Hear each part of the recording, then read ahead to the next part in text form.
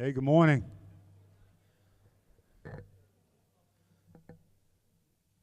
Hopefully the rain holds out.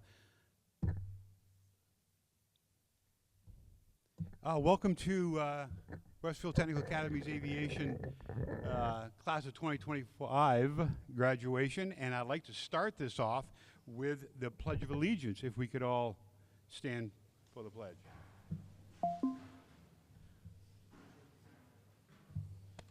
I pledge allegiance to the flag of the United States of America and to the republic for which it stands, one nation, under God, indivisible, with liberty and justice for all.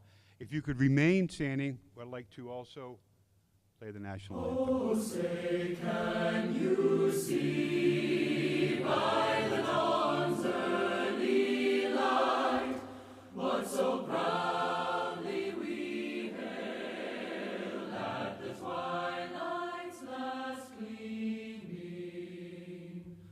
whose broad stripes and bright stars through the perilous fight o'er the ramparts we watched were so gallantly streaming,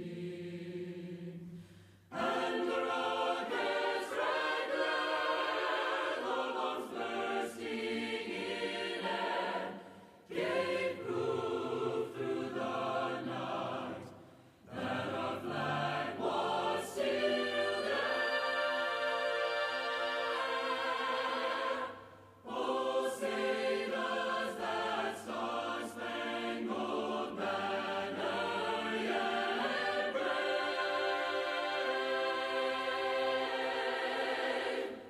o'er the land of the free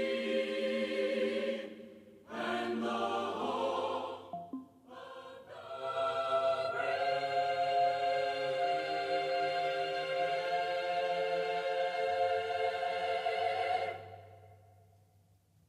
Please be seated.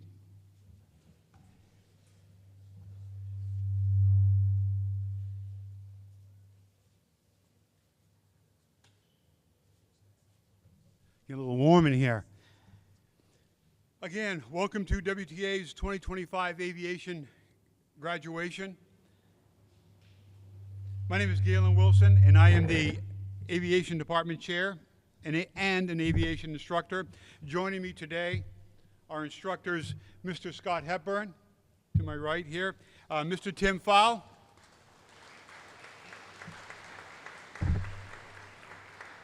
and Mrs. Erica Maldonado. And before I really get started, I would also like to welcome Senator John Veals. I think he's running a little late this morning, but he assured me earlier that he's going to be here. Representative Kelly Pease, which the mayor will also speak for him. He has prior commitments. And the Honorable Mayor Michael McCabe, thank you for coming here today. Westfield Public Schools Superintendent Stefan Zaporowski, WTA Principal Bruce Hastings, the FAA, we also have them in the group. Thank you for showing up. Gulfstream, thank you for all you do, and thank you for being here today. And family, friends, WTA students, and most importantly, welcome Westfield Technical Academy's Aviation Class of 2025.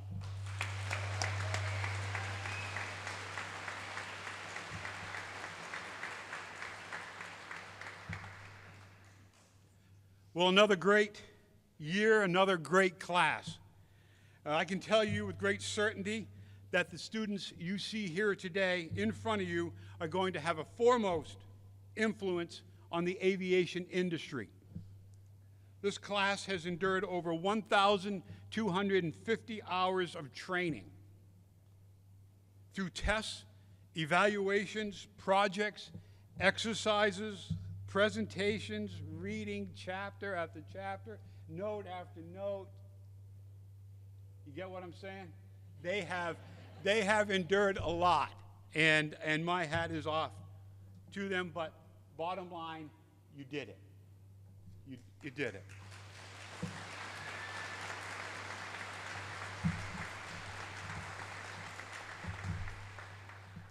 Not only did they graduate or will be graduating from high school, you made it through the only FAA certified high school program in New England, and you did it with style.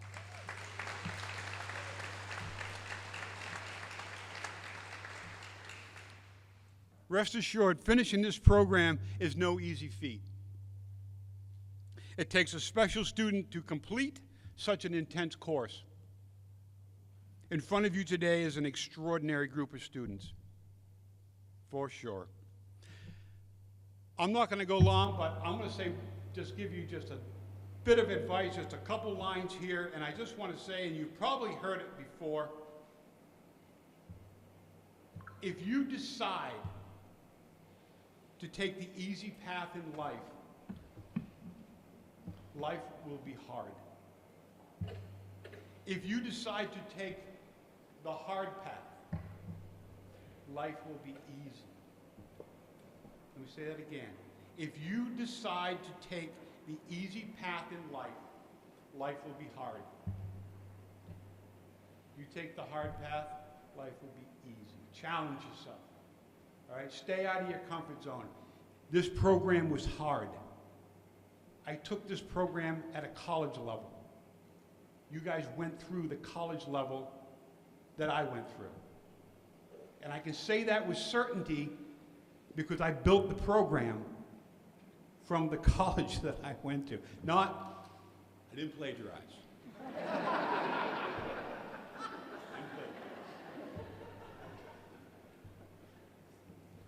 But it is difficult. And as you grow older and as you grow wiser, you're going to learn. You're going to learn like I did and like everybody else in this audience, I can assume. It's not always what you have done. It's what have you done lately. Congratulations, class. And with that, I would like to invite to the podium the Honorable Mayor Michael McCabe.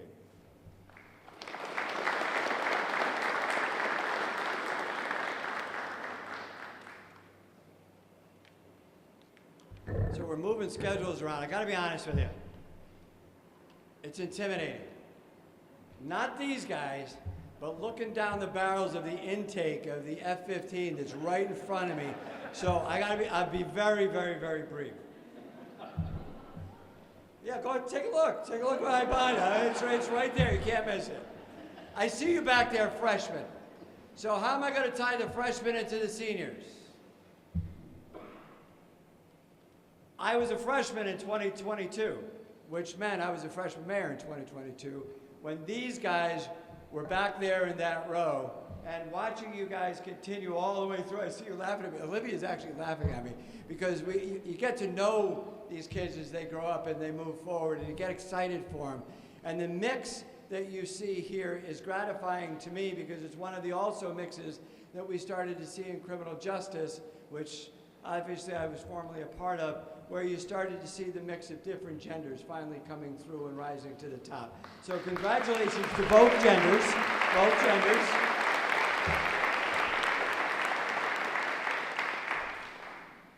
But what I will tell you is that preparation is everything. When things, as Mr. Wilson talked about, when things get hard, we fall back on our preparation. And it's that preparation that you get here at this academy, the only academy that we have in New England with a certificate program. Congratulations for making it all through. So what I'm going to do now is I'm going to welcome the family and friends that I completely forgot to welcome. Hi, family and friends. Nice to see you out there. Mayor Knappich, I see you. Danny, Trish, it's nice to have you here. I also see some folks from Westfield State. Are you guys on a scouting run? I hope so. So the reason why Westfield State's here is because, oddly enough, we have a state university here, one of the finest state universities in all the land, and it doesn't have an aviation program. So we send our kids to Bridgewater. So this is our kind of testing the waters to see whether or not Westfield State University would be interested in creating its own program so we can move our kids into Westfield State University rather than Senator Bridgewater.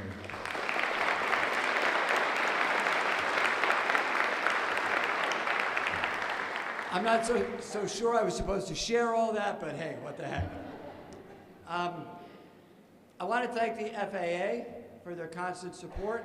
I know we have people here from both Gulfstream and Bombardier who are basically, they use our kids as their farm system, and we hope that we provide them with the best of the best, and I'm certain that that is the case. I also want to give my best to Kelly Pease. Kelly Pease is in conference right now in Boston, and his legislative aide wasn't able to be here, but he sends his best wishes to the graduating class of 2025. I also want to recognize Kathleen Hillman. Kathleen Hillman, I think you are the lone representative of the Westfield School Committee, is that right?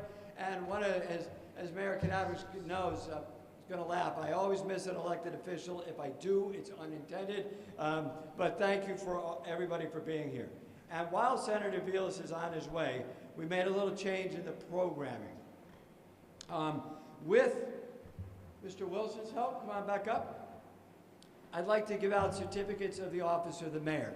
I'm not going to read them all. There's a bunch of them here, about a dozen here. So I'm going to just take the very first one that comes to me, and I'm going to read it. Where are you, Savannah? Come on up, Savannah.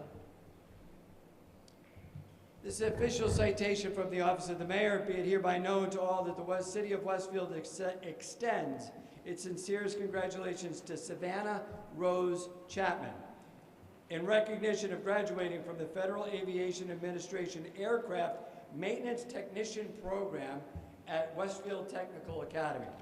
And be it further known that the city of Westfield extends its best wishes on this achievement, in witness whereof I place my hand and affix the seal of this city on this 29th day of May, 2025.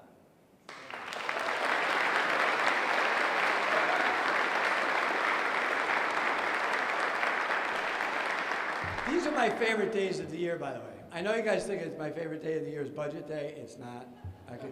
It's not the case. Being able to celebrate our kids as they move on into their futures and getting to be a part of that is just, it's a blast. Cousin, I'm just teasing you. Ryland Siegel, come on up.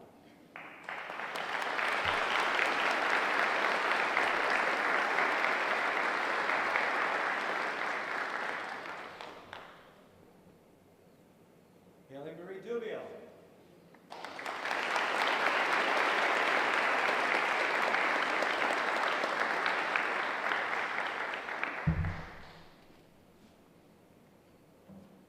Emma Rose Fernandez.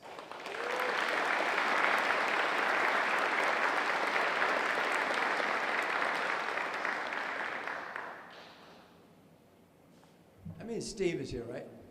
Steve, thank you for all the work you do on behalf of the city. It's appreciated. Jason Christopher Harris.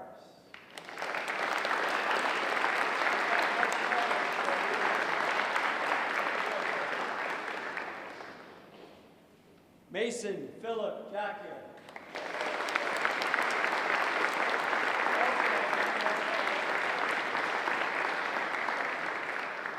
Mason serves a dual purpose. Well, he serves many purposes, apparently.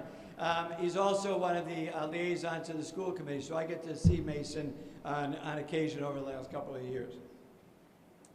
Jason William Jones.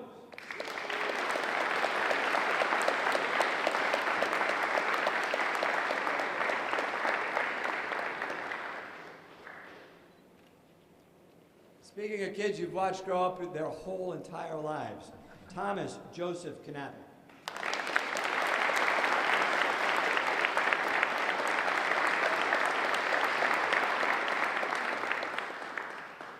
I used to look down, now I look up. Joshua James Massey.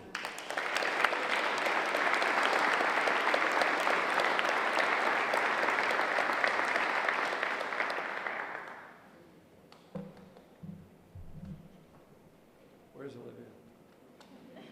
She's still laughing at me. Olivia Nevada Pease.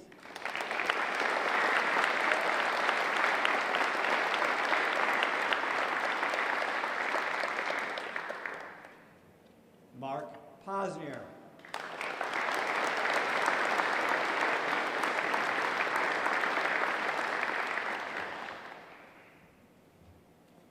Andrew Richard Reed.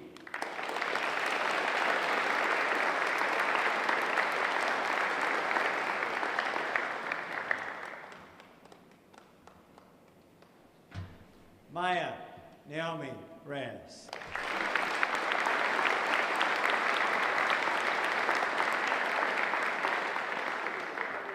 They've all gotten so much taller than I remember. Well, I'm going to conclude my remarks. Is John here? Okay.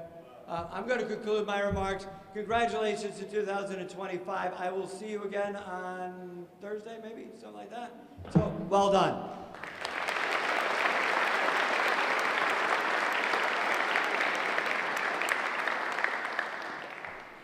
Thank you, Mayor. I'd like to welcome up to the podium Westfield Public Schools Superintendent, Stefan Zaporowski.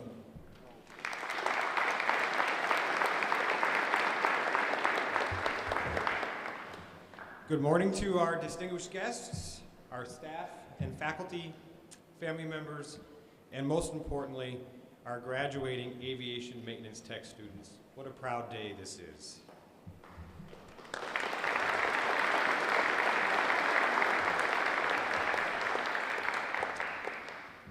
It's hard for me to believe that it's been 9 years since we started this journey. 9 years, right?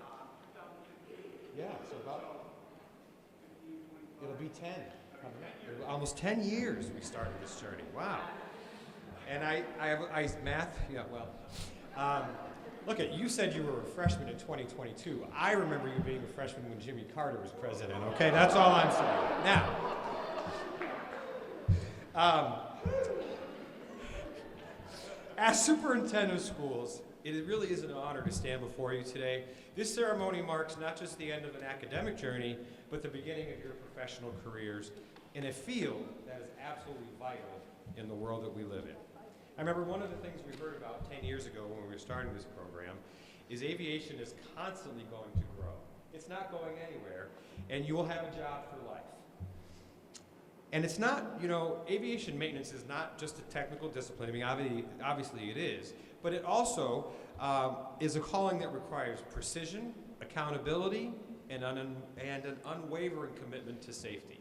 And if you've ever flown in an airplane, you really appreciate that dedication, right? We all do. The skills that you've acquired over the course of this program are not only impressive, but they also are essential. While passengers may rarely see the technicians who ensure their safety, the work you do will be the foundation of every successful flight. Today, we celebrate more than your technical achievements. We celebrate your persistence, your growth, and your dedication to excellence. You've taken on one of the most challenging career technical programs that we offer, and you've completed it with the kind of professionalism and integrity that make us proud.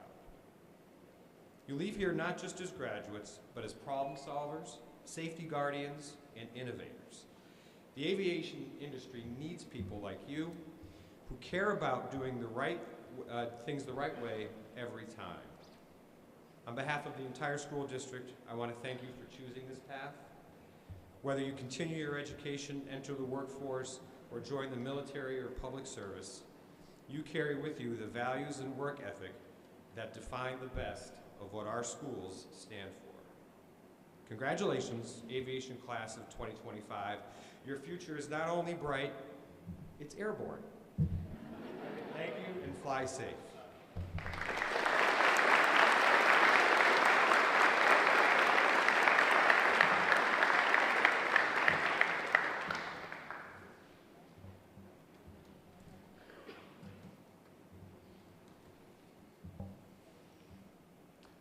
Now what am I doing? Thank you, Mr. Zaporowski. Our next speaker, Senator John Vilas. Senator Vilas was the first elected to the Massachusetts State Senate in a special election in May of 2020. He was re-elected in November of 2020 to serve a full term. and reelected in reelected in 2022 for a second term. Senator Vilas was born and raised in Western Massachusetts, and his focus in the Senate continues to be on what is best for the people that he represents. And I can attest that he's all about the military, we have right down the road. Education is what we are here. And aviation, which is who we are. I'd like to bring to the podium Senator Vilas.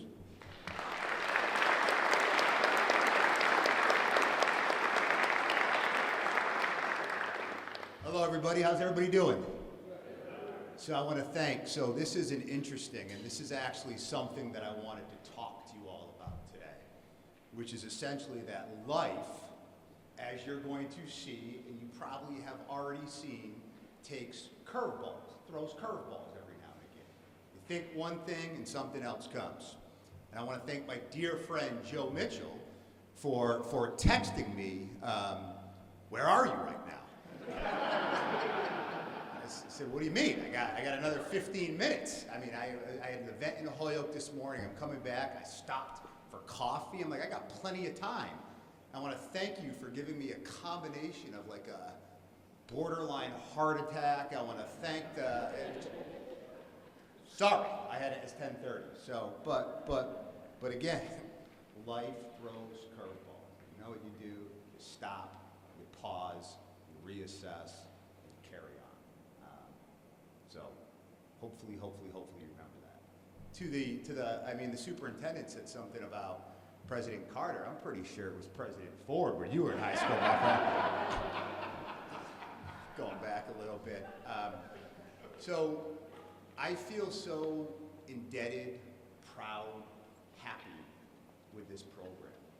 I go back as I was thinking about things to say and memories. This program quite literally coincides with my time in office. I remember vividly walking from here all the way down to the Technical Academy with a plane at like 3 a.m.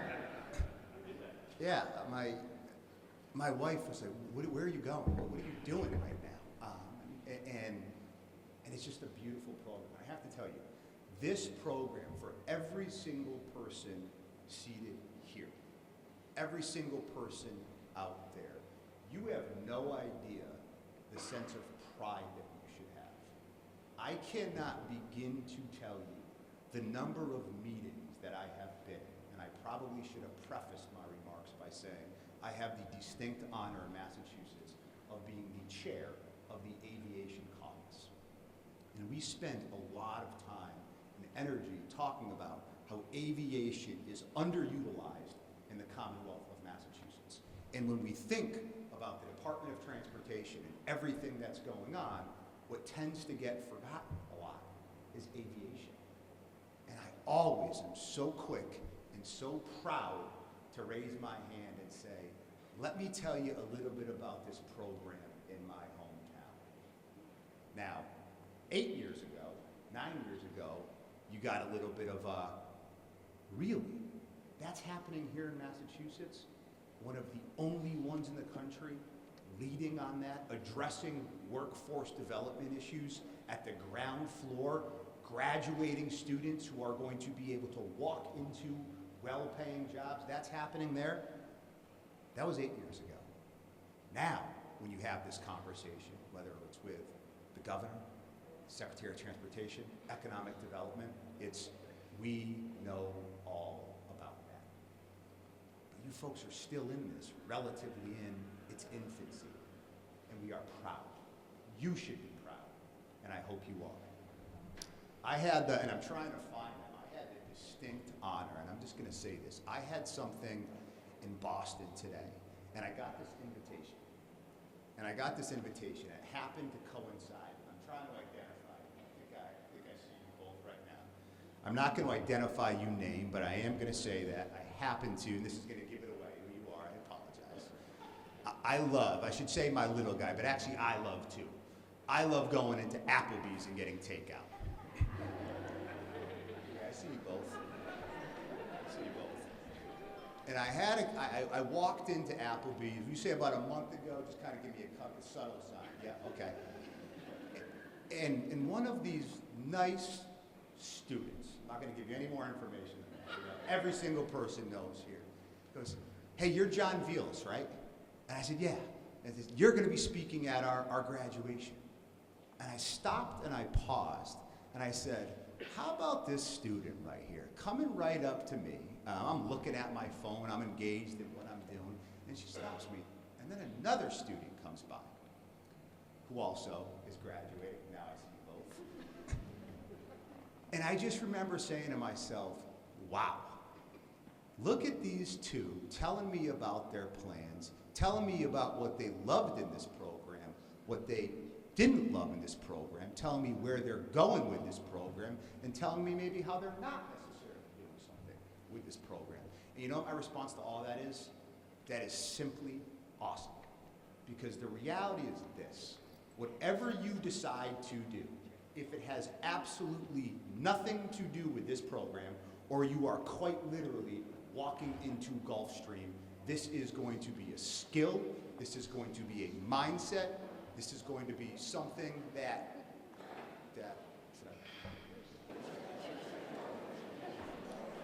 So just to let everybody know, we had a little bit of a problem.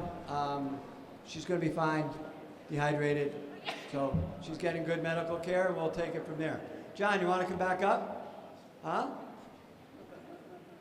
We're going to get our picture taken together? I see her over there.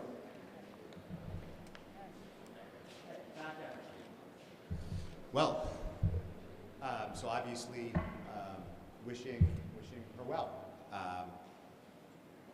It's always unfortunate. A young kid, young student goes down for a little bit, but she sounds that she's okay. So obviously that's great stuff. Yeah.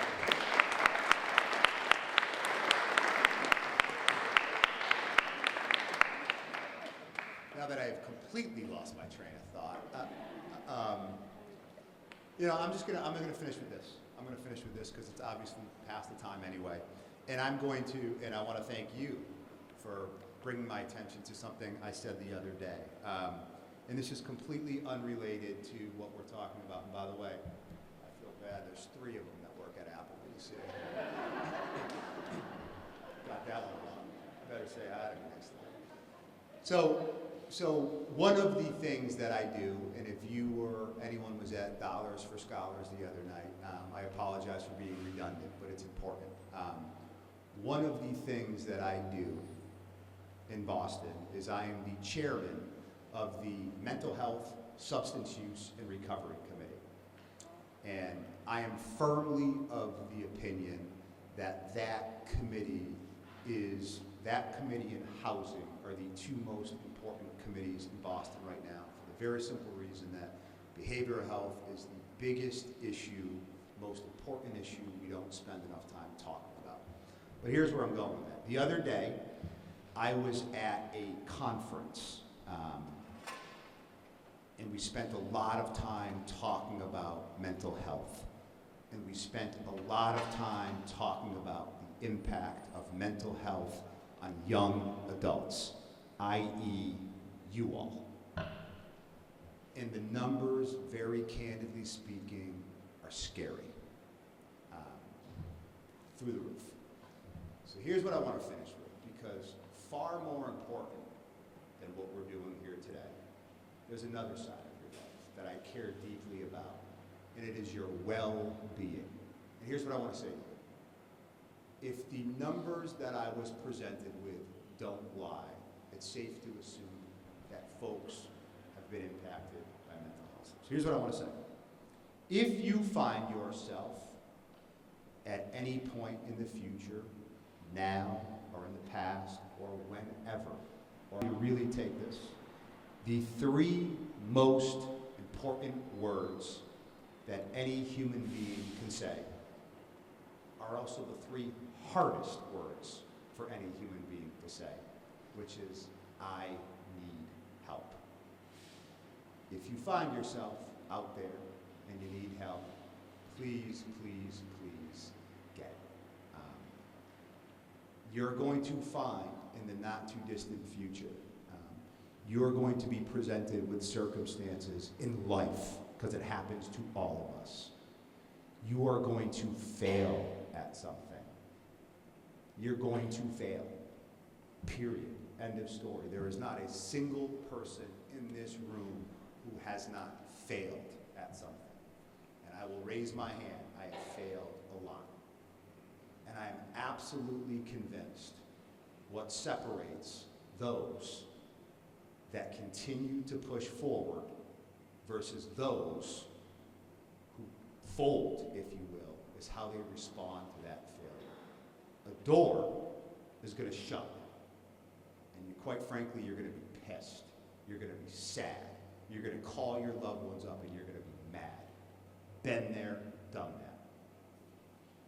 The key thing is for you to realize that there is another door that is open somewhere. You just got to go out there and you got to find it. If you do that, if you expect that failure, again, which happens to all of us, and you seek out that new opportunity that that failure presents, you are going to be A-OK. You make us so proud. Thank you for going down this path. And most importantly, please, please, please, please, as you go out into the world and fly into the world, remember that you've got a lot of people in this room who want to help out in any way we can. So congratulations, enjoy it, and the best is yet to come. Thank you very much.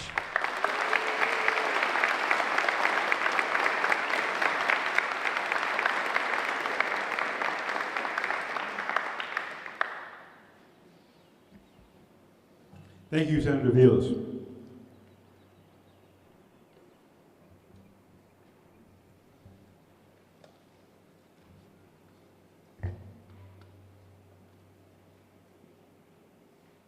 So I'm 30 years in the United States Air Force. And in the United States Air Force, we had a coin. And we had our squadron coin and our group coin and our wing coin, and each coin meant something. And as we traveled throughout the world, we would swap our coins with different units and different squadrons. Because in the military, we call it the challenge coins. The challenge coins are proof that you are a member of a unit or served on a specific tour of duty. They mean you are a member of an elite group of people.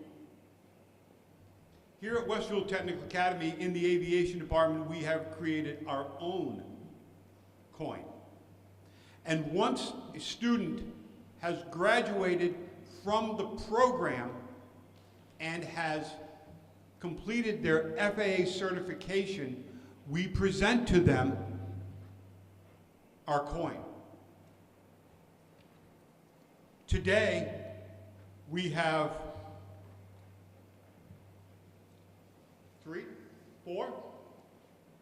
3 students. 2? Okay.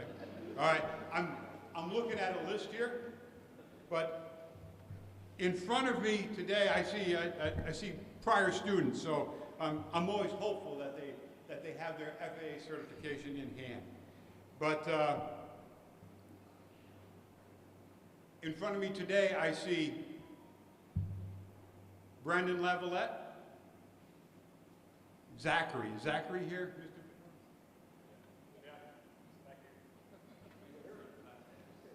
Okay. There you are. Okay. Do we have Devin Dupuy here? Maxim, are you here? Okay. So I'd like to bring up to the podium Brandon Lavalette to present to him his coin.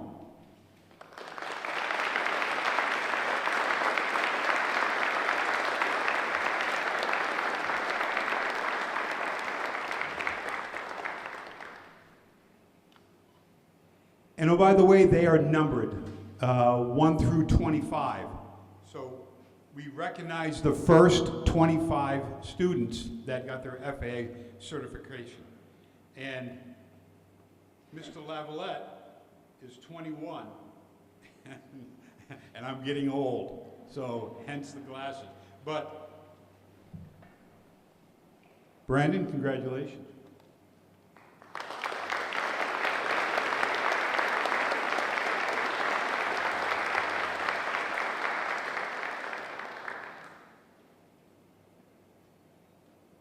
Number 22 is Zachary Fedora.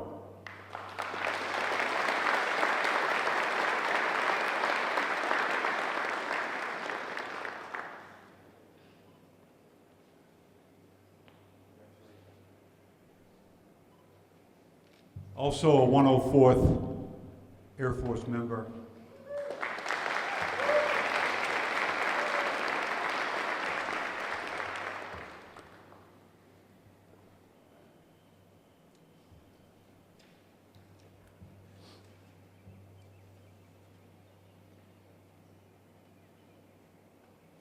Each class has the distinguished graduate that we pick, our instructors, and we base it on many things. We base it on a student that qualifies, again, for this achievement, demonstrates exceptional academic performance, leadership, and contributions to both school and community. That's what we're looking for. That's what us instructors look for, and teachers. This year, the recipient of the Distinguished Graduate Award has participated in soccer, where he was a captain of the team. He's pursuing flying, which is close to his private pilot's license. He's a 4-H club member, aviation exploring post-1903 post-captain, class treasurer for the class of 2025, school council member, key club member. He's also a 4-H volunteer. He's a Pedal for Youth volunteer. He's on the National Technical Honor Society. He volunteers at the PVO, or through the PVO for such things as craft fairs. Again, Key Club. Also, he was accepted to the Embry-Riddle School of Aeronautics in Daytona, Florida. He is going to be majoring in aerospace engineering and recently has passed his written FAA general test. Oh yeah, he's not bad at motocross either. I've heard this many times. And winning numerous national championships. So I'd like to bring to the podium Mason Jock here.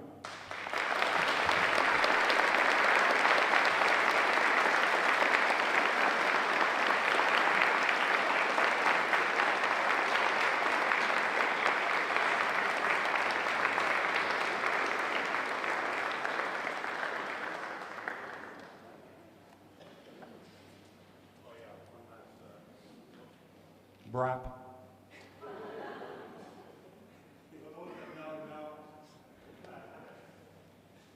Alright, hello everyone. My name is Mason Jack here. This year I've been given the honor of speaking at our graduation. Standing here today, it's hard to believe that 4 years have already gone by. When I first stepped into the shop as a freshman, I just thought I was going to learn just about planes. But I learned much more than just that. I learned how to work on them and learned to make friends and family. I didn't expect the friendships that I would build or the connections I make along the way with classmates, teachers, and also job opportunities. This shop became more than a classroom. It opened doors and created paths for every student who walks through its doors. We were met with unwavering support, constant encouragement, and guidance, especially during moments when things got tough. We were taught to not give up and to push forward, and to trust the process. When we started out as freshmen, many of us were quiet, unsure, and a little intimidated. But it didn't take long before we started connecting, not just as classmates, but as a team and a family. Over time, we became more comfortable with sharing the same space, and I feel like we could all talk to each other one-on-one. When we got partnered up into groups, I feel like we could all work together. Maybe besides Carlos, but besides that, we could all work pretty good together. And we learned to speak to each other and to share new ideas and to problem solve together. We stopped fearing failure and started embracing challenges. And in this process, we built a strong relationship that will last long after we leave this place. This shop has been more than a place where we learned maintenance skills. It's been a place where we found our confidence, our patience, and our pride. We were pushed out of our comfort zones and challenged to grow, not just as technicians, but as young adults ready to take on the world. But most of all, it taught us to believe in ourselves. Many of us will go on to use our licenses and start our careers, working in maintenance, keeping aircraft flying safely every day. Others branch out into new adventures, from commercial pilots to air traffic controllers, the Air National Guard, and beyond. The paths we take may be different, but the foundation we built here with us carry forward wherever we go. As I look out at all of you today, classmates, teachers, family, I realize that we've all had our own versions of a shop, our own place of growth, of challenge and discovery, and no matter where we started, we've came a long way.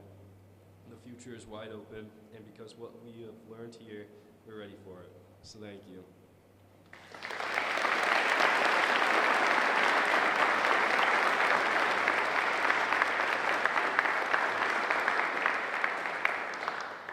Awesome job. I'd like to invite to the podium Ray Ribideau, Westfield Air Museum council member, for a presentation.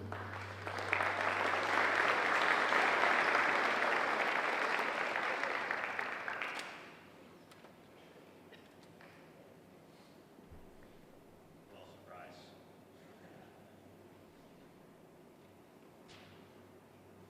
I'm also getting old, so I have to put on my glasses too. Hello, everyone. My name is Ray Ribideau. I am the curator at the Westfield Aviation Museum just next door here at the airport. I am proud to be here today to present the Westfield Aviation Museum Scholarship.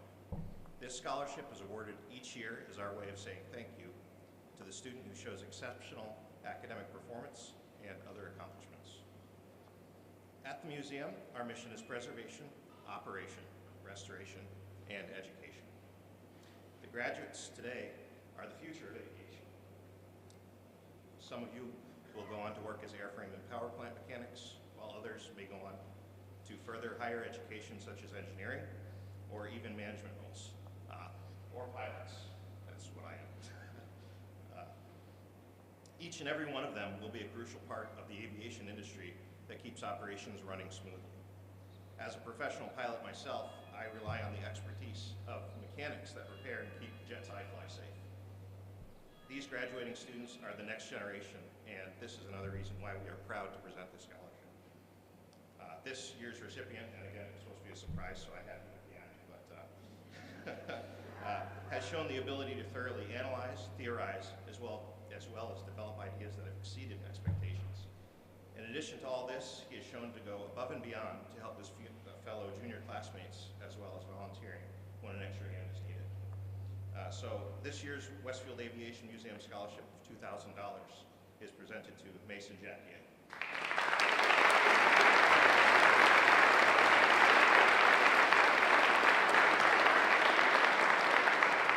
We have the annoying big check as well. So congratulations and good luck.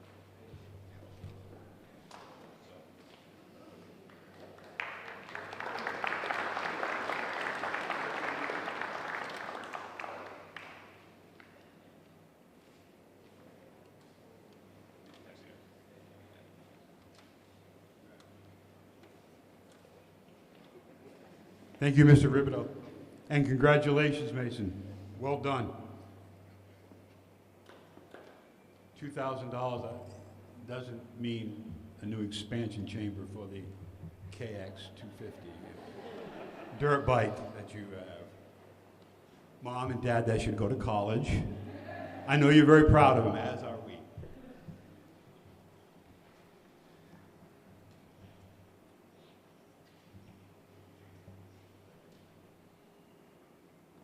Okay. I would like to bring Mr. Scott Hepburn up to the podium. He has a few words about the students and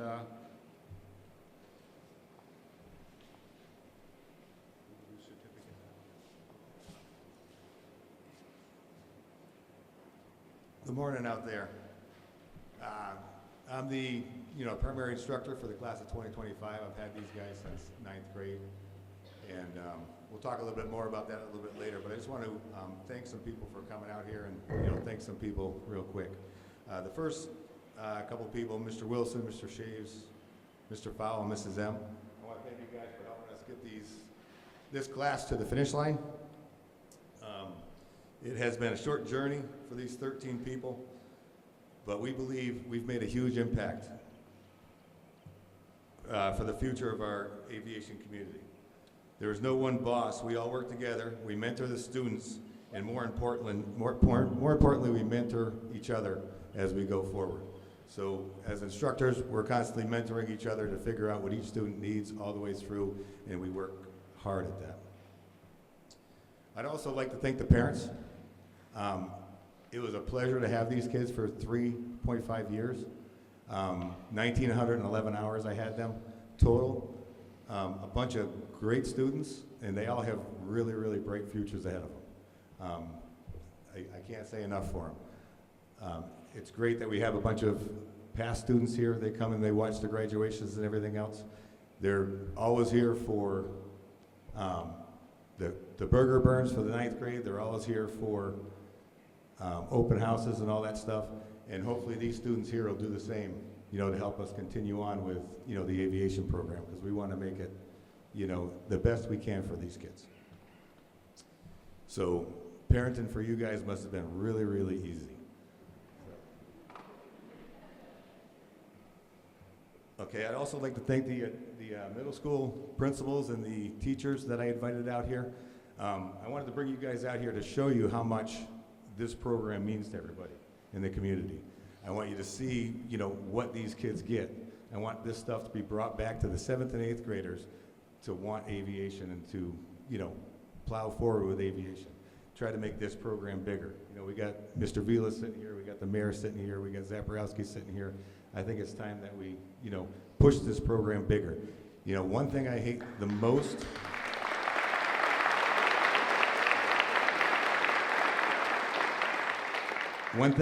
most about this program is I feel it's elite. We only take 14 kids. And, I look at all these kids, 162, 167 kids that come through. We have anywhere from 80 to sometimes 100 kids that want aviation, and those are the only ones that, the ones that don't tell us they want aviation, but we know they want aviation. So I'd like to double this program in the next couple of years. Somehow, some way, double the program so we can take 24. So I don't have to look in all those kids' eyes that wanted aviation and say no. It's really, really hard. So we're going to work toward that, hopefully.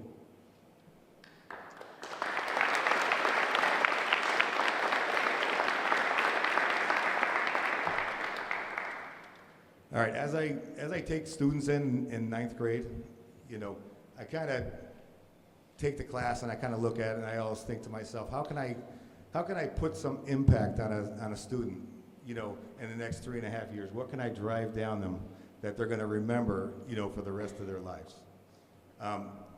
This class here at 9th grade, one of the biggest things I pushed was integrity. Integrity is really important in aviation. Integrity is really important in life. And it's, really, really important to, stop and think about what you're doing and being able to admit when you're wrong. So life, it has many, many ups and downs. I'm proof positive that life has ups and downs. When you get knocked down, you just got to build yourself back up and you just got to plow forward onto the next thing. Sometimes it might take months, sometimes it might take years, sometimes it might take 10 years. But you just got to continue moving forward. And if you do that, and like pretty much everybody else here talked about, is setbacks. So when their setback happens, just make sure you just plow forward. So as I look back on these years, I'm pretty intrigued by these 13 motivated students. On top of the 1,911 hours that each student spent in aviation with me, they have a combined total of 248.5 flying hours. They have 6,660 hours of sports combined. They have 528 hours of college. Thank you to the Promise program, which we push all the time. This class had 7, and the class of 2027 has all 13 students pay the Promise program. So we push that really hard too.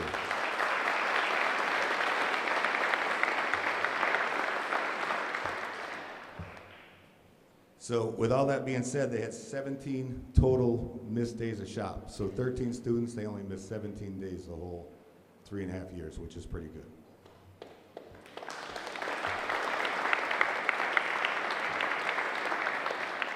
So that there totals up to 1,342.47 days, or 3.72 years of hard work and dedication by these 13 students.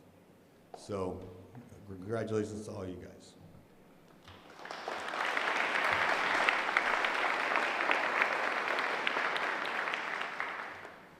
So I had a student that graduated from this program in 2022. I give you a parent testimonial for my student, but I don't think it's right that if I give it. So I'm going to invite up Mr. Fedora. He's going to come up and he's going to talk about Zachary Fedora, who graduated in 2023, and kind of explain to the parents out there, the guardians and everybody else, where exactly your students can go and, how high the limit is for it. So Mr. Fedora, come on up.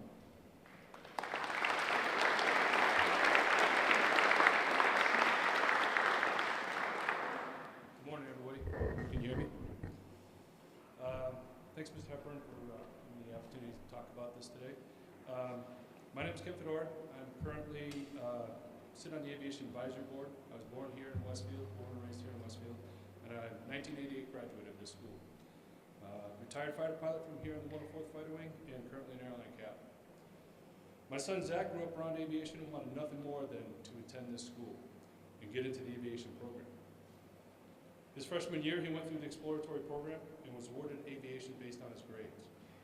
His GPA was 99%, and he was only number 7 out of the 14 selected. The lowest score that year was about a 97%, highly competitive, extremely competitive process.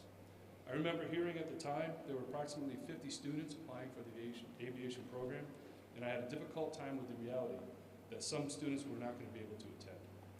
I became involved with the program his freshman year, and I tried to get all the students airplane rides as they progressed through the program.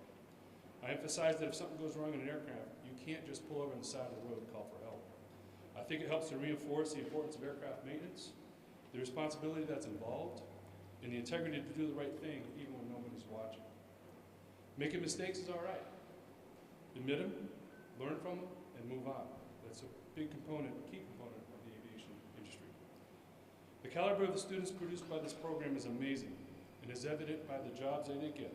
My son was offered an accepted job here at the airfield at Gulfstream Aerospace at the end of his junior year at just 17 years old. He was wrenching on multi-million-dollar jets until he graduated in the spring of 2023. This is not only a testament to the program, but also to the instructors here who are truly second to none. After graduation, Zach went on to college and he's currently enrolled in aviation science. He also enlisted as a part-time F-15 crew chief here at the 104th Fighter Wing. While in the military tech school, he excelled in class due to his experience and education from this school, this program. And as the youngest airman of his class, he became the class leader. Another testament to this program. Every opportunity in the aviation field has been unlocked for him because of graduation from this school. This public high school is only one of 3 in the country, and is the only one in New England, as you've heard already earlier today. I can attest to all facets of aviation industry, including private, commercial, and airlines, are screaming for more certified airframe and power plant technicians. The demand is there for more. Just yesterday, I read an article from the NATA, which is the National Air Transportation Association. I'm going to read the quote. As business aviation grapples with a maintenance technician shortage, industry leaders at NADA's recent Air Charter Summit delivered a sobering message. The days of being passive beneficiaries and waiting for skilled workers to simply appear are over. Operational challenges could fundamentally reshape the nation's aviation infrastructure. There are a lot of really wise, gray-haired mechanics that are going to be retiring in the next 1 to 5 years. Stearns told the audience, talking with the dean of Embry-Riddle and other schools, there are unfilled seats in all the A&P classes. The amount of people coming into this business that are going to turn wrenches on all these airplanes that you either operate, buy, sell, or moving paperwork on, it's not a one-for-one at this point. More people are leaving than coming in. So with that said, we need to have more students and graduates in this program and others. It will benefit the airport, the city of Westfield, but most importantly, the students and the community. For everyone here today, please help us advocate for the expansion of this program. For the parents and caregivers of the students, you must be proud of what they accomplished. I know I was when my son graduated. For the students, your future is extremely bright. Pay benefits and opportunities are continuing to expand. The demand is there. Be proud of yourselves and keep pushing yourself after graduation. Get your certifications and well done. Congratulations. Thank you.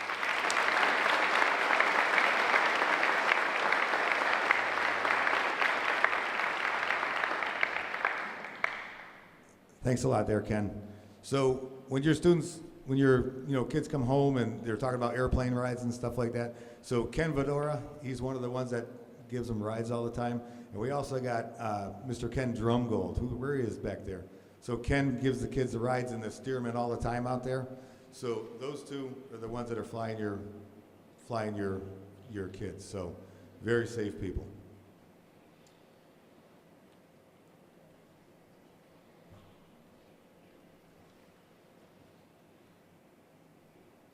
All right, so now I'm going to kind of take you back to the 1 weeks. So what the kids actually endure through the 1 weeks and how they, get through the 1 weeks. So we do 5 1 weeks at the Westfield Technical Academy now. We used to do 4, but thanks to aviation, we got 5 now. So because so many kids wanted aviation, they had to build a 5th week for aviation, so they do the 5 1 weeks. So when I bring the students back for the 1 weeks, I bring them into the classroom and I introduce myself, who I am, where I was, the Air Force, all that good stuff. And all the kids are always quiet and they're just sitting there with their hands crossed and just really quiet because a lot of them want aviation and a lot of them really, really want to work hard. So I kind of break the ice and I take them down to the shop and we go down into the shop and usually there's one of the classes is taking a structural course. And there's a big wing out there, and it's got all these patches on it. You can see the wing up there on the shelf. So that's all student patches that they've done throughout the years.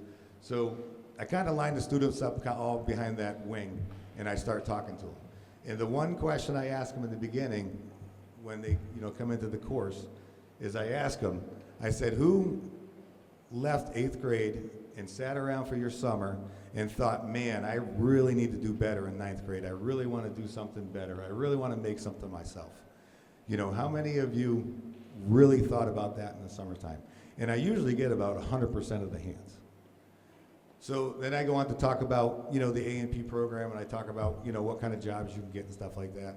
And I go back and I start talking about how difficult the program is. If you want to get into the aviation program, I'll never tell you it's easy. I'll always tell you it's hard because it isn't easy, and I don't want people to think that it's easy. So, the kids kind of, sit there and they're, hemming and hawing about it, and I bring them back to the classroom, and then I hand out their syllabus. So I hand out their syllabus, and I hand out their book, and I hand out about, I don't know, what is there, Mr. Wilson, 50 vocabulary words on that list. So I hand out all that stuff to them, and I put it on their desk, and I tell them that the vocabulary words, I say they're due on Friday, and I said, if you want to get 100 on your quiz, you better do your reading assignments. And I leave it at that and never say another word about it for the rest of the week. So what I'm looking for there is I'm looking for the kids that can actually go home and do their reading assignments. I'm looking for the kids that can go home and do their vocabulary assignments, and the ones that can turn them in.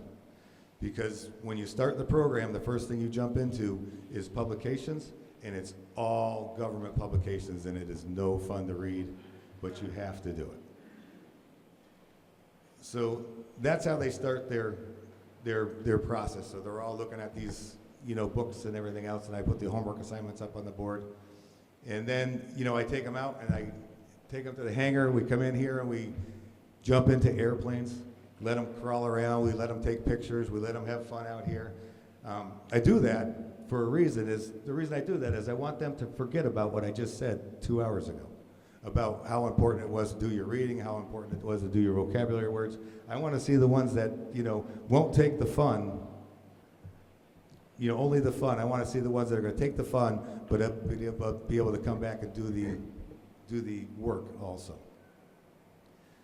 So we come back after lunch, and then we take them out back, and then we start building these model balsa airplanes.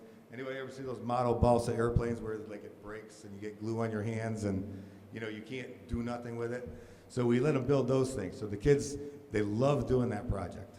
So it takes about 8 hours for those kids to do the project. So, I pretty much give them free reign of what they do with that project.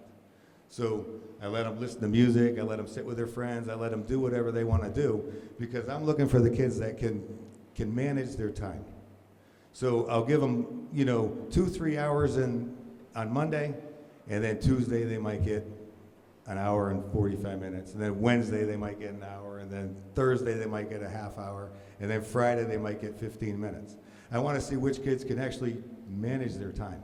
How can they get that airplane done as I'm yanking away time from them? So we're looking really, really hard at that as I'm picking out students.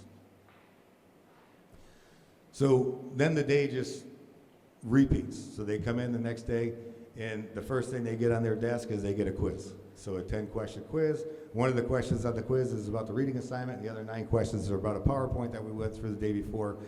So the PowerPoint, we sit there for an hour and a half, 2 hours, sometimes 3 hours. All depends how long I want to run this PowerPoint. Because I want to see the kids that are going to take notes. I want to see the kids that are going to pay attention. I want to see the kids that, really grasp an aviation. So they take that quiz, and then, the days repeat. So Tuesday comes, Wednesday comes, Thursday comes, Friday comes.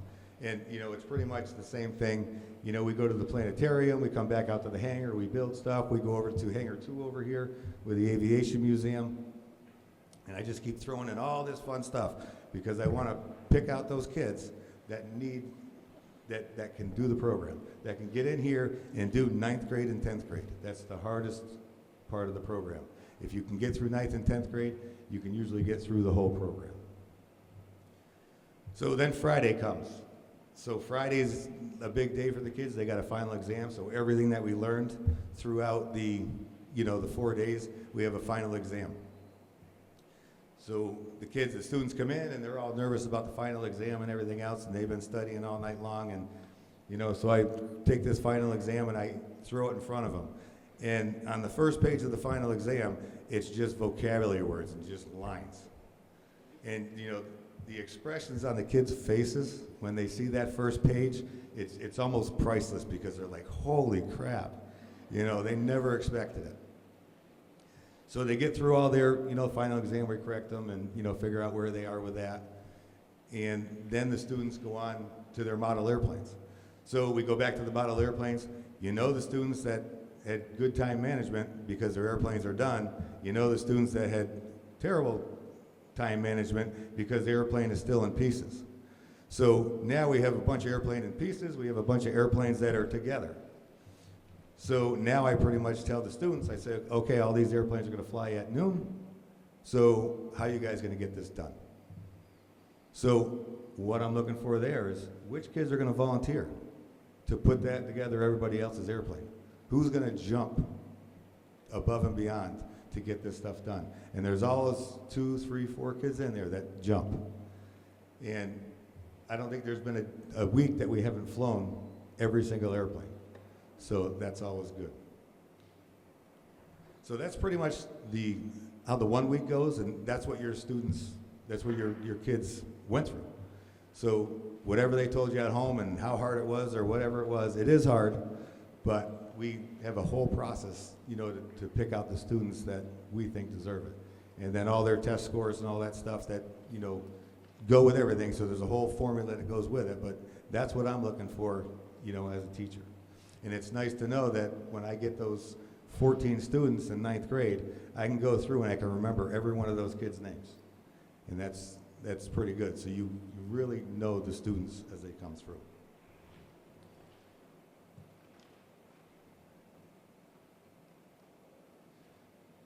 All right, so with that being said, I'm gonna kind of introduce you to each student out here. So it's kind of funny, the last couple classes I graduated, it's like, you know, the kids hang out all the time in school, and they said, hey, what'd you guys do this weekend? And they always do separate things, so it's like they're hanging out in school all the time, but they never remember, you know, the parents never meet the kids that they hang out with. So I'm gonna just kind of introduce you to each kid, and then we're gonna close from there. So I'll give you a little story about it too. So the first one we have there is Emma. So stand up, Emma. So I never realized that Westfield Technical Academy never had a JV softball team. So they only had a varsity team, you know, since their existence. That's what I heard. I don't know if that's true or not, but that's what I got from somebody in the gym. Well, Emma came to me one day, and she was all upset that they're cutting a bunch of they're cutting a bunch of softball players because they don't have enough spots for them on there. So me, being the teacher that I am, I'm like, oh, heck with that, they're not gonna cut you. So I went down there and I, you know, went to talk to Mrs. Camp. And I said, Mrs. Camp, you can't cut these girls. I'll coach JV. So I went in and I jumped into coaching JV, and I've been coaching it ever since. And Emma never played softball after that.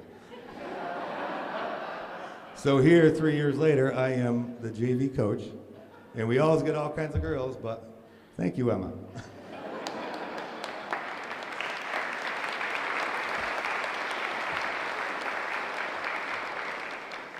All right, then we got Rylan over there. Stand up, Rylan.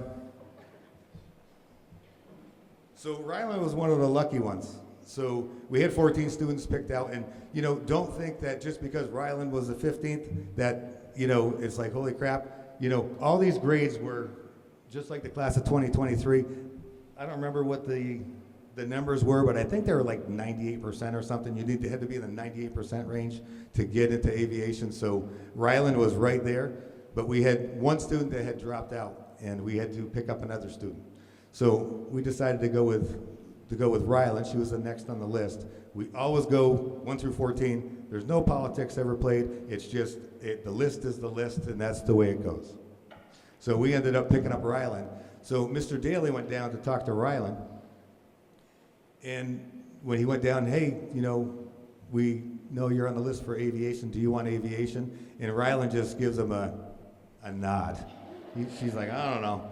So she was in construction at the time, so she gives him kind of a nod. She doesn't really care about it too much. And Mr. Daly comes back up, are you sure you want her? I don't think she wants aviation, Mr. Wilson. So anyways, it finally came through that Rylan came through. She always had these big octagon glasses that I love the glasses. She never wears them since then, but always had a great time, you know, looking at those glasses and, you know, hanging out with Rylan. She was a great pickup, and, you know, she does well in the class. So that's Rylan.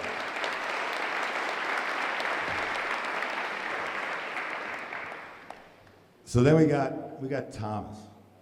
Stand up, Thomas. So Thomas came in. You know, if you know Thomas is very, very loud. So, you know, he's very, very loud. He's very, very to the point. You know, when you ask him something, he'll just tell you right to the point, and he's got a great vocal stance for Thomas. So he came in, and the first thing he wanted to do is he wanted to be a fighter pilot when he came in here. So that was on his list. He wanted to be a fighter pilot. You know, so we went through, you know, aviation, and we got to, what was it, 11th grade, you know, the beginning of 12th grade year. You know, everything changed. He was going to go to Embry-Riddle. He had all these plans to do different things, and then he put in for their air traffic controller. So Thomas is going to be our first ever air traffic controller out of this program, and his voice and his, you know, everything with him is perfect for that job. So he'll be taking off here pretty soon.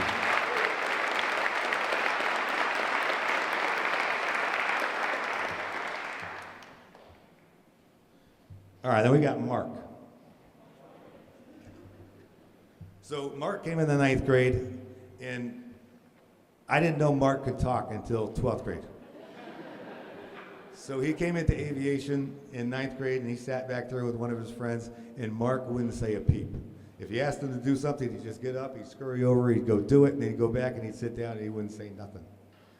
So, you know, as time progressed, we figured out that Mark was pretty amazing at aircraft maintenance.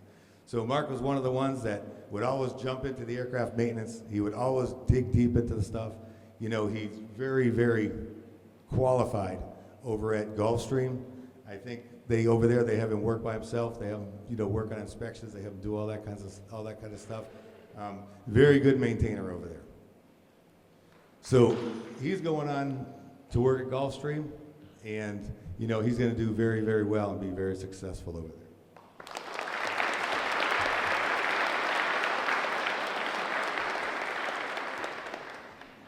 All right, then we have. I'm going to take two this time. I'm going to take Maya and Savannah. So these two in 9th grade, you know, they were selected for aviation. And we came out to the hangar and we were doing some stuff in the hangar. And, you know, in 9th grade, you don't do a lot of assignments to you know, turn in to grade for students. They don't take no tests. They don't do none of that kind of stuff.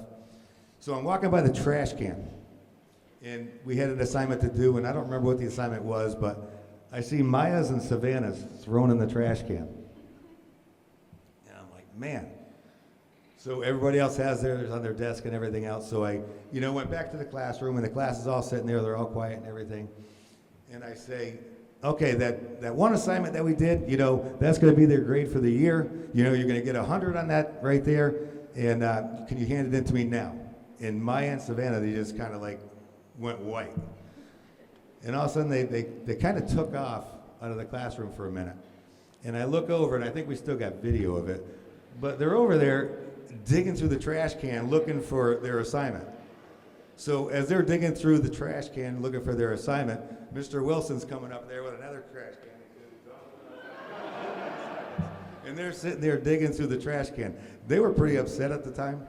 They were really upset at the time. I'm sure their parents heard about it. But, you know, they did recover them. So both of these students, great students, and one of them is moving on with Gulfstream, I believe, and one of them is going to move on with the 104th, which a lot of us were part of. So, thanks.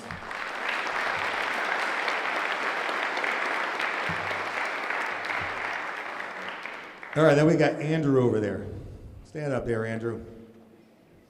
So, if you want to know anything about an airplane, if you want to know where an airplane is in the sky, if you want to know when it's landing, at what altitude it is, at what speed it's at, whatever you want to know about airplanes, Andrew's the one that's going to tell you that information. So from 9th grade to 10th grade to 11th grade to 12th grade, you know, Andrew being here working in the hangar, and he'd be doing stuff in the hangar, and, oh, Gulfstream's coming down, I got to go check this thing out, you know. Oh, hey, Mr. Hepburn, 37,000 feet, there's a 737 up there. And it's like, it was crazy. He just had so much knowledge of airplanes. I mean, we'd drive by an airplane on the airfield, he'd know exactly what it was. He'd know where it came from. He'd know, you know, how long it's been here, when it's leaving. So he would know everything. So he does a lot of photography and stuff like that with airplanes. So if you ever get a chance, you know, he's got a Facebook page and he takes some pretty incredible pictures of airplanes. So, you know, he's been doing that for 4 years, loves doing it. And Andrew is going to continue on with continuing education as he moves forward. So.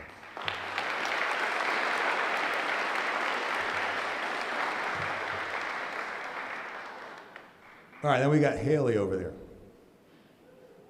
So Haley came in the 9th grade, and she was bound and determined to get into aviation. So I know Mr. Drumgold will remember this, I know Mr. Wilson remember this, but Haley carried a notebook around with her everywhere. So if you went out there and you started talking about, you know, a yellow line on the runway and what it meant, she would be writing down what the yellow line on the runway meant. She was bound and determined to get into aviation. So everywhere she went, she had that notebook. She probably still has that notebook today. I'm sure she does. And so she ended up getting into the program. Haley ended up being probably one of the smartest people that ever come through here.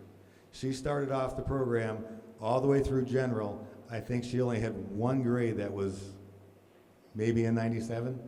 Everything else was hundreds. But the only problem with Haley is it took her a little longer to take tests, right, class? Took her a little longer to take tests, and she could never circle A, B, C, or D. So when you looked at Haley's test, it was like an essay. So every question she had to explain exactly what's going on with it, how she thought, this answer should go, and then she wouldn't circle the block. She would just put a check mark next to the one that she thought was right.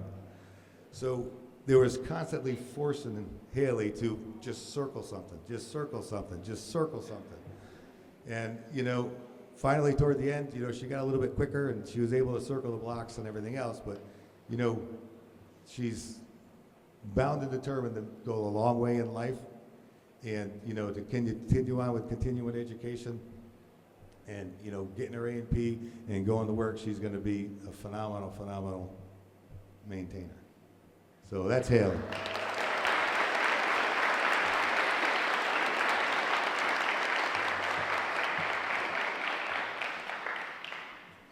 All right, then we got Jason Harris.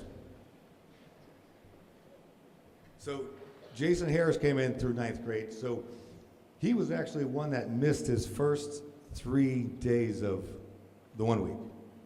So usually if you miss 1 day of the 1 week, you're going to struggle. If you miss 2 days of the 1 week, you're going to really struggle. If you meet 3, your shot is almost gone for getting into aviation because you just missed all the critical stuff. So Jason came into aviation, missed the first 3 days. He came in on Thursday, and he let us know that he was sick. I missed the first 3 days. I'm going to catch this stuff up. I'm going to, do the best I can to get where I need to be, to have a chance at aviation. And he came through and he did it. So we gave him all the information, kind of like quick introduction to everything. He went through the test, he went through the final exam, he made his airplane, he did all that stuff, and he dropped into aviation. He was in the middle of the pack, doing 2 days. So he shows that he can do so much, so quick. So with that being said, thanks for making it here, Jason. And we'll stop there.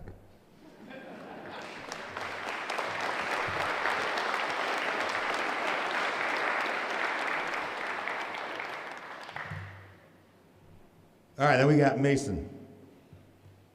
Yeah, so Mason came in 9th grade, loving motorcycles.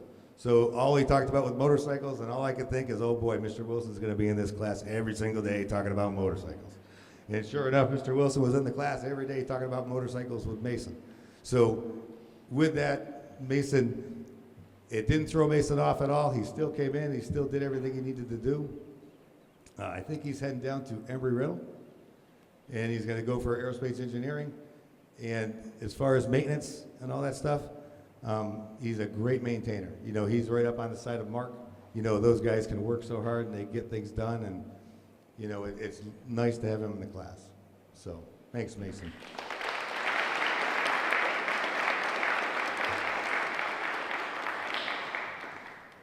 All right, then we got Olivia over there.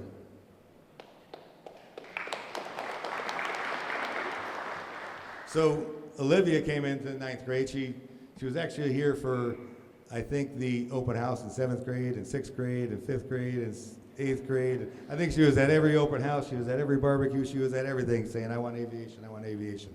I knew Olivia pretty well before even 9th grade started, that she wanted aviation and she wanted to fly. So Olivia came in, to aviation. Very, very independent person. Works by herself, gets things done. If people are just sitting around not doing too much, you're going to find Olivia somewhere on an airplane, working on an airplane, doing something with an airplane. Just constantly involved in aviation. So, she came in wanting to be a private pilot by the time she graduated, and she became a private pilot before she got, graduation from here, which is pretty remarkable.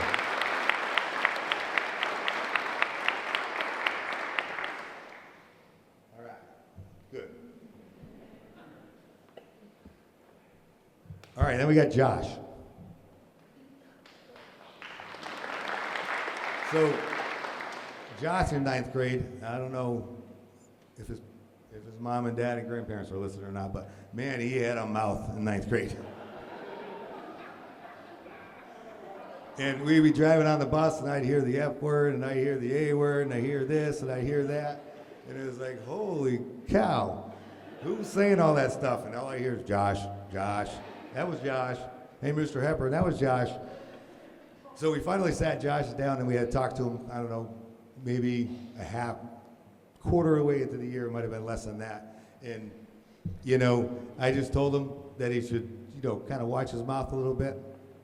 And sure enough, I don't think I heard Josh swear since that day we talked about it, which is pretty awesome.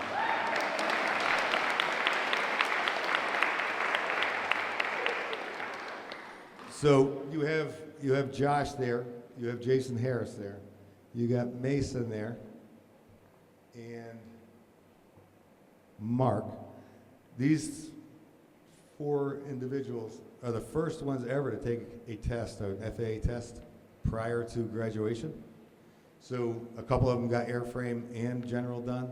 A couple of them got general done.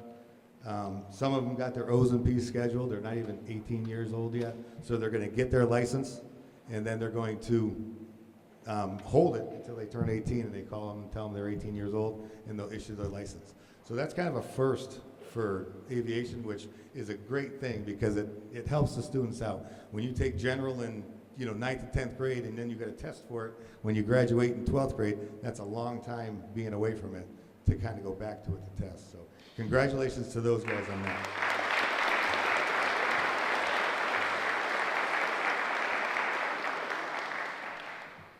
And then last but not least, we got Jason Jones.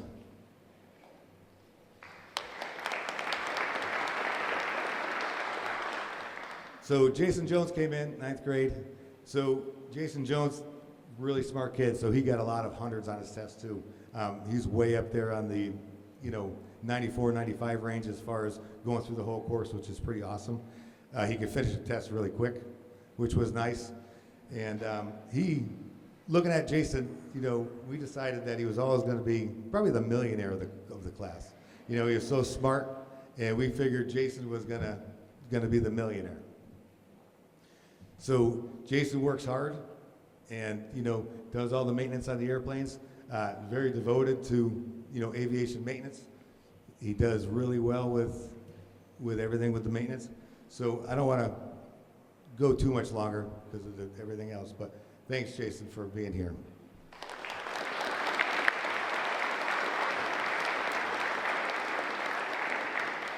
All right, so with that being said, this is the class of 2025, the aviation class.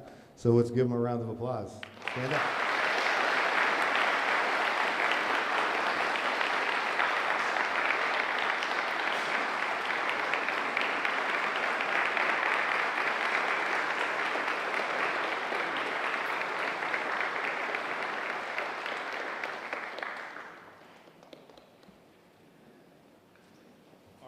If I could, thank you very much, Mr. Hepburn. Awesome.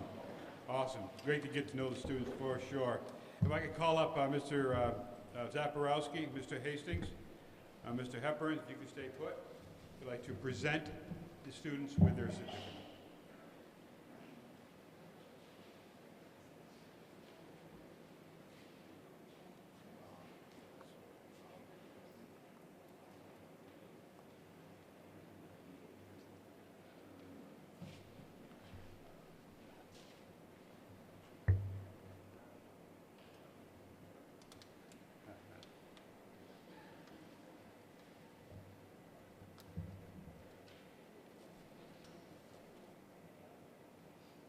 Okay, start this off. Savannah Rose Chapman.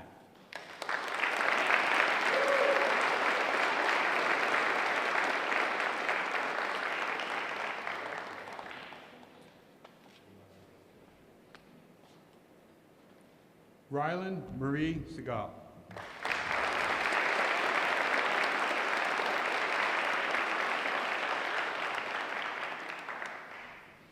Haley Marie Dubrio.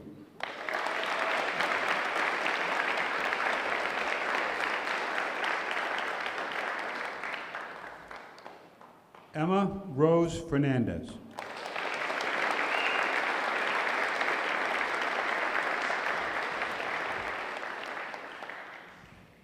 Jason Christopher Harris.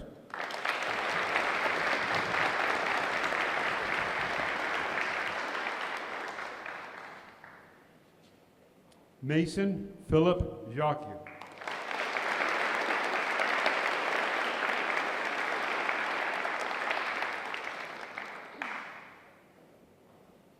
Jason William Jones.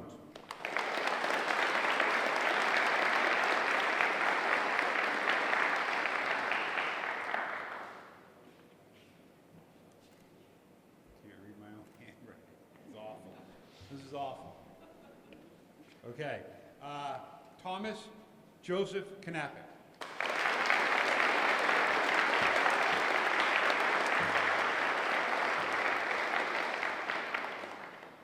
Joshua James Masson.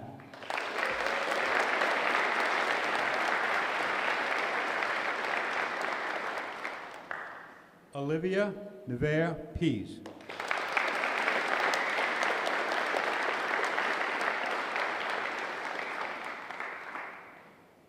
Mark Posnier.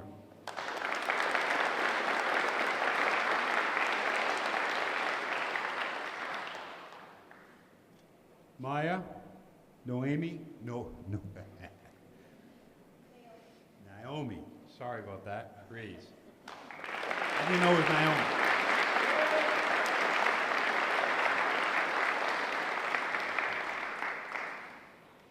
Andrew Richard Reed.